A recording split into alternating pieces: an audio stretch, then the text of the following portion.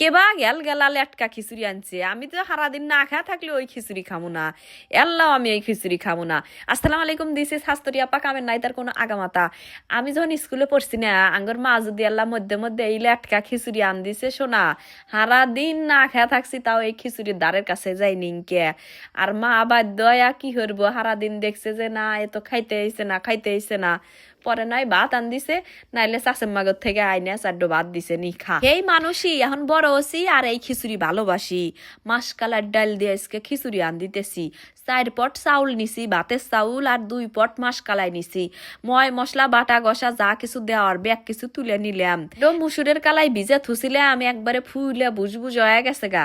ভাবলাম যে মুসুর কালাই কি একসাথে দিমু নাল্লা পরে দিমু, কইলাম যে না, যা আছে কপালে আগে ভালো হইরা মাইহে নেই, মাইহে নিয়ে তারপরে মুসুর কালাই দিয়া মাইহা দিলাম ওলগা একবারে টাবা টুয়া জোল পাইলের মুখ বইরা। ভাত আন দিতে জিতেনি পানি নাগে ও বইরা মাপ দিয়া তার সাথে ডাবল পানি দিলাম। পানি জানি কম পরে না, খিচুড়িত করলে পরে পানি দিলি পারে স্বাদ নাগে না।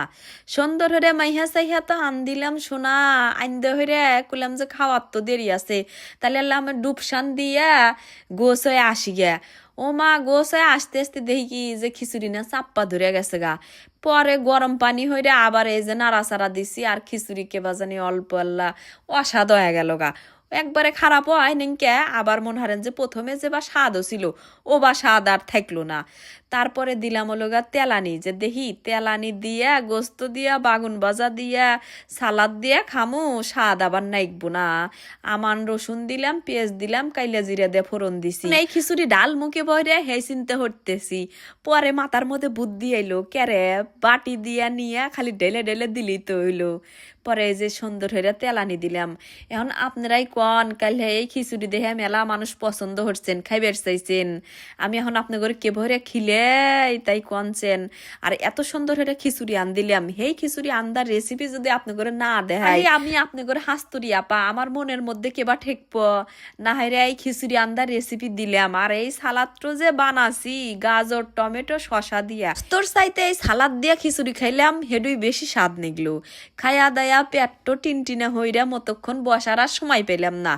না বসা আবার রেডি হইলাম, জামু হইলো গাইসকেলা শহরে। কিহামে জামু ঘুরবেরও জামু না, কোনো কামও আমার নাই কে। জামু হইলো আমার মামা মামির হাতে, মামা তো ভাই বোন ব্যাগটি যাইতেছে, আমাকে কইছে যে নু যাই।